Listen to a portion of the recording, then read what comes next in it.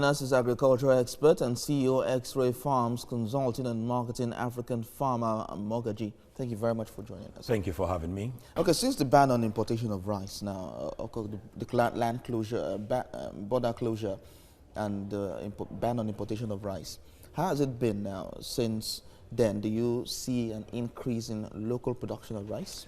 Well, it's still a potential. Okay. I've always said that the closure of border is not an opportunity yet. It's a potential opportunity. I believe, if I'm right, August 18, that was when the announcement was broken that the border will be closed. We grow rice for about 3 months. So that's September, October, November. You prepare the land, it takes about 2-3 weeks. So that's September. So if they grow in September, it should be coming out November. In the north, where you have a majority of the production, planting stopped, September. So the farmers didn't have the capacity to go and improve, to increase their production.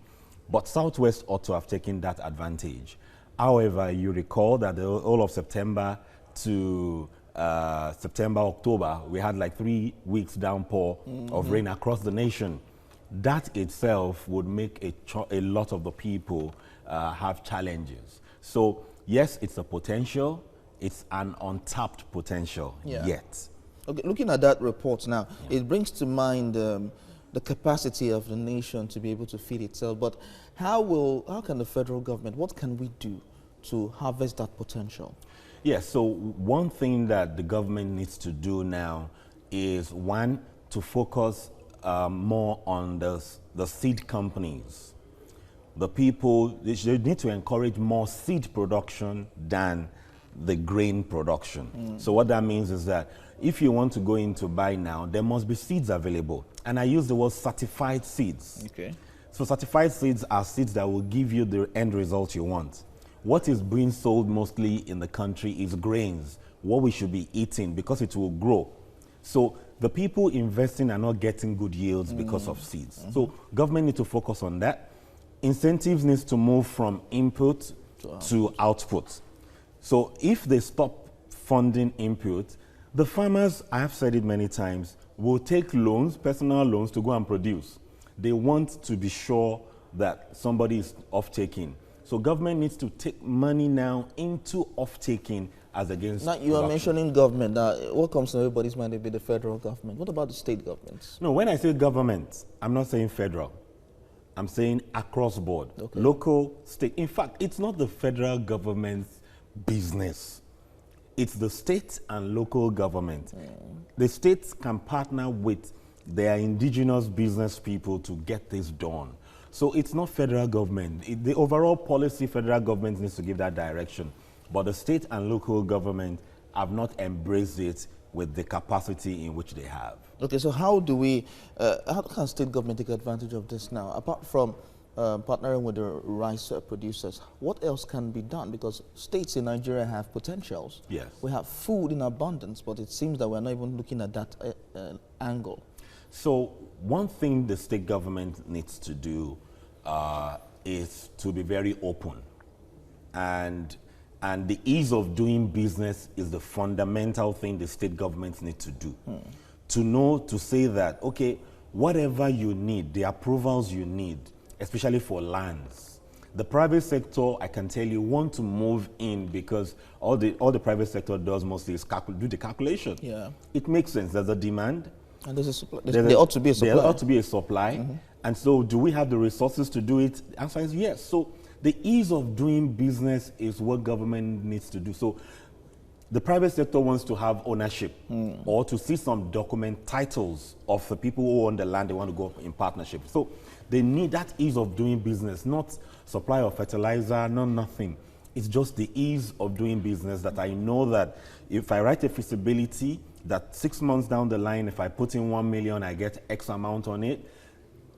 Ease of doing business, that's all. Get what you invest your money in. Yeah, what you need, and transparency. All right. Now, from that report, there is said to be some level of expansion in the rice farming. I wonder how significant this expansion is, such that one can say that we're beginning to cover that shortfall that we see in rice farming. Okay, so I will talk about it from two perspectives. All right. First is within the last 5 years, there's been considerable increase because government has put the focus there.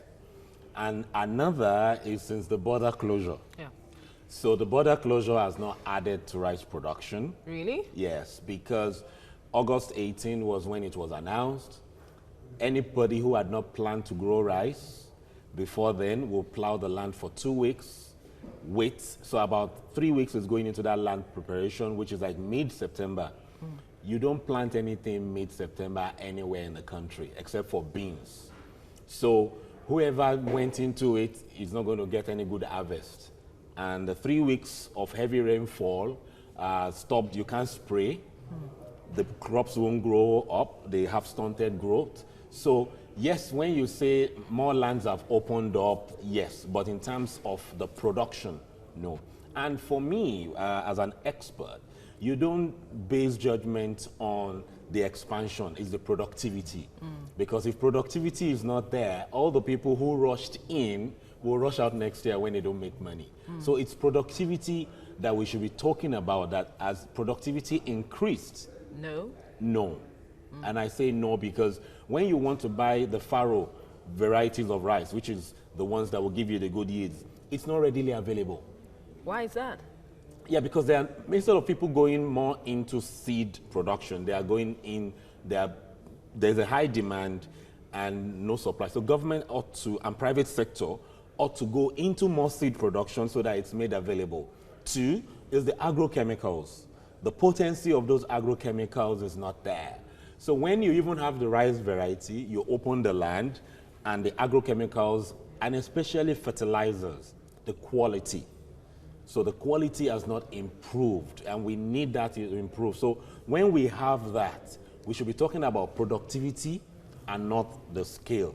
Oh, interesting. So now where do we get the assertion that rice farmers are making money when we have all of these issues to grapple with at this time? So at some capacity, land size, you make profit. Okay. Especially when you make profit. But when an educated person is going into rice farming and you put pen on paper to all the cost, you may have some challenges. But there's a demand for local rice. So some make money, a majority don't. Because the factors of production is against them. So some of them who sell the paddy, who go into, when you add value to it, you can say you are making money. And some get some intervention, your soil is good and cool. So some are making money, but a majority of the private sector, the new entrants, so to speak, are not making money. So invariably, are you saying that the direction the government is looking in terms of doling out funds through the CBN is not the direction it should be looking at? The value chain government is plugging in needs to change. And I will say this, the government is doing a lot better than before in the last few years. So what government needs to do is now to begin to fund machineries, small machineries that can help the farmers harvest, planting and harvest. That's where money needs to go, and off-taking, guaranteed markets, especially with the private sector. But we need to fund more equipment so that productivity can increase. No, the land border closure, the equipment are coming from not in Nigeria.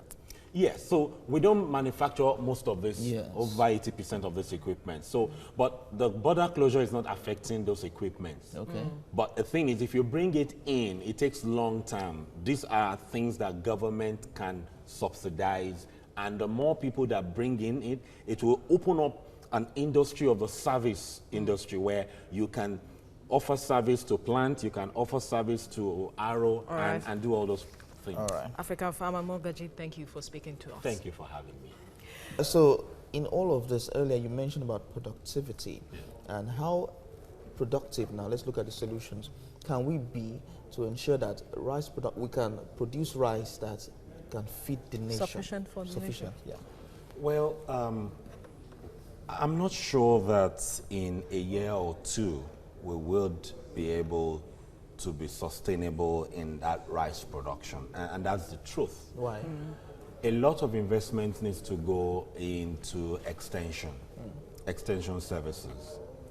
And do we have the extension workers yet?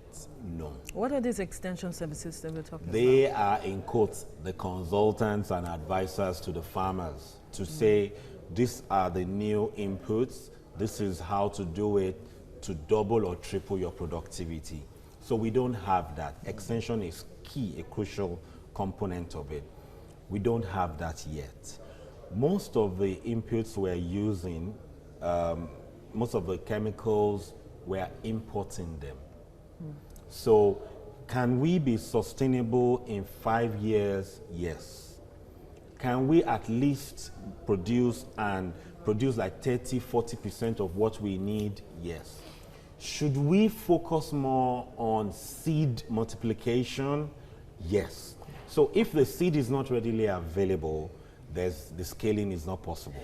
I believe you are one of those who are part of the extension that we're talking about. Yeah. How have you, and any other person that you know, how have you engaged the government to look in that direction? So there's a challenge. You know, private sector and government, the alignment is, there's always friction there. You see, government knows what to do. On the private sector, They may not, if they are do. not engaged. I can tell you, we have one of the best brains in government as civil servants. They know what to do. Are they empowered to do what they know? That's where the thing is. Really? They train them. These people, when you engage them, they are sound. But many also are frustrated because what they need. So you need the extension agents now. We don't have enough. But the ones that are there, they are willing. But do they have motorbikes to navigate these terrains? No. When the tire go down, who approves? So if we say we want to look in the direction of agriculture and we are not tackling these issues, how sincere is our drive to, expand the outlook when it comes to agriculture and even rice production? So the thing is, the private sector, for me, now is depending too much on government. They should take advantage of that lapse. And some of us are already taking advantage, doing a lot of training, seminars, and to get more people into it. So we need the private sector to look into this gap and for once say government cannot help us for now because government is focused on making roads and which they need to do. So what else will they not focus on that we can make a business case of? And that's what we need to go into as private sector and stop talking negatively that government is not taking advantage. Absolutely. Thank you, African Farmer Mogaji, for your time on TVC Breakfast. Thank you.